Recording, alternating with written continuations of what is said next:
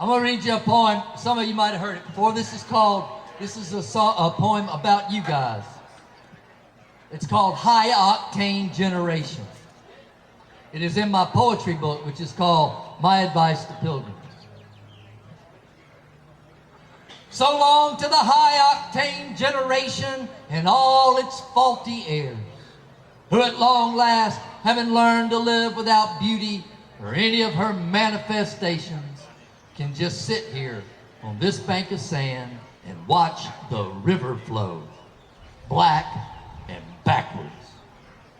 Praise now the plastic tunes and tooth whiteners, the square boxes, the straight liners, the lighted paths and hand sanitizers, the beige spectrums of knowledge, that bumbling, self-righteous light we have spit into the very eye of the atom.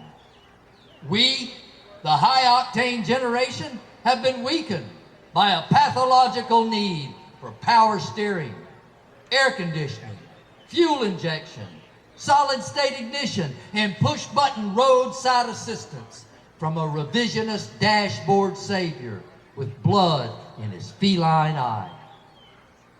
Time was, we had our valves ground down, man. We had our hearts bored out. We had points and coils and rotors. We had bumpers. And brother, we had chrome.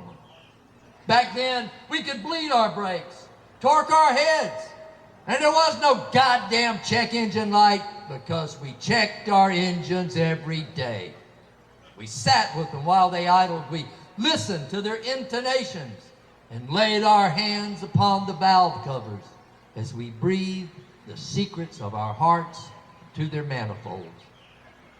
You see, we were masters at backseat acrobatics because all that was just humping it up inside a poem we already knew by heart.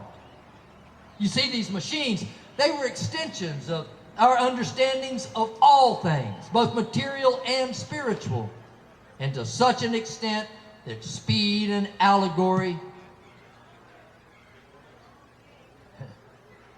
speed and horsepower were not just quantitative realities. No, they were allegories that fueled our passions, drove our ideals, and mapped out our interior destinations across the crooked fields of time.